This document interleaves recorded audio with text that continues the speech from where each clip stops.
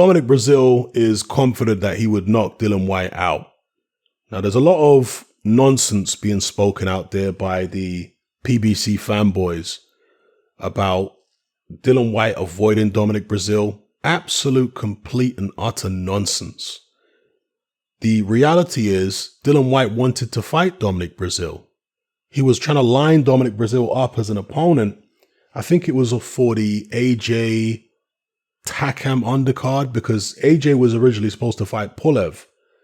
And then Pulev pulled out and then he was replaced by Takam. But on the undercard of that show was supposed to be Dillian Whyte versus Dominic Breazeale. That's the opponent he was looking to get in there. Dominic Breazeale decided to go in a different direction. I think that's when Dominic Breazeale got the Eric Molina fight.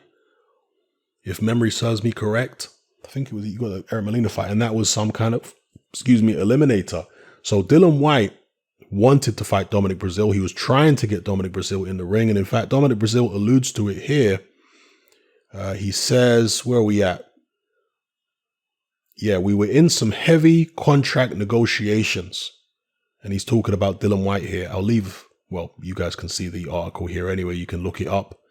This is on Boxing Scene. So they were in negotiations. Dillian Whyte wanted it, but Dominic Breazeale went in a different direction. Obviously, the direction he went in got him the Deontay Wilder fight sooner rather than later. So from a business perspective, I'm not really criticizing Dominic Breazeale going in that direction. You know, he wanted the world title fight and it was an easier route to get it. So, you know, I understand, but I'm really trying to expose the nonsense being spoken by the PBC fanboys. And that's all they really do, isn't it? Is just talk nonsense nonstop.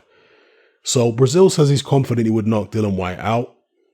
I think that Dillian Whyte would be a pretty sizable favorite in that fight. He is the better boxer. He's the more versatile fighter. Both guys can punch. Dominic Breazeale is horrendously slow, very easy to hit, but he does have heavy hands. I think people can maybe underestimate that a little bit. The fact that Dominic Breazeale, he's got some power there. Does he hit harder than Dillian Whyte with Whyte's left hook? It's definitely not as explosive. There's nothing Dominic Breazeale has that's as explosive as Whyte's left hook, but he's a heavy-handed guy nonetheless. And I do think he has the power to hurt Dillian Whyte if he catches him right. Definitely. So, I mean, it's a decent fight.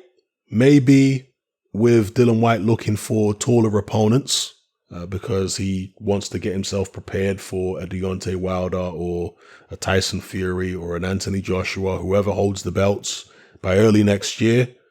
Maybe he could look at a Dominic Breazeale. But obviously the boxing world has been put on pause at the moment.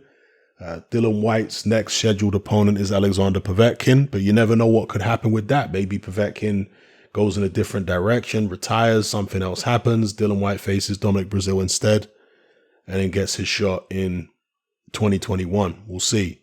But let me know what you guys think in the comment section below. Dillian Whyte versus Dominic Breazeale. Is it a fight that you'd like to see? How do you see it going? Dominic Breazeale has been out since the Wilder loss, right? Has he fought since then? I don't think he has. Correct me if I'm wrong here, people. But yeah, I would certainly pick Dillian Whyte to win the fight, especially now, because Dillian Whyte has improved and improved and improved. Has Dominic Breazeale really improved? No, he hasn't. Dominic Breazeale is a tough guy. When I say tough, I'm talking about mentally tough. Yeah, physically tough to some degree. He doesn't have an iron jaw. He obviously got ironed out by Wilder and got stopped by AJ, and he's been down numerous times in his career. Not that he's got a glass chin. He doesn't have a glass chin, but you know, his chin is maybe average for a heavyweight, something like that.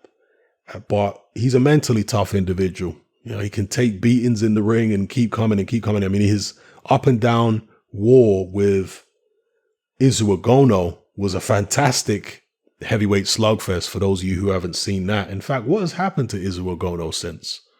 I'm not sure where he's gone. I think he might have lost another fight, hasn't he? I think he lost another fight after losing to Breazeale. Anyway, let me know what you guys think of this potential matchup in the comment section below. It's happening. I'm out.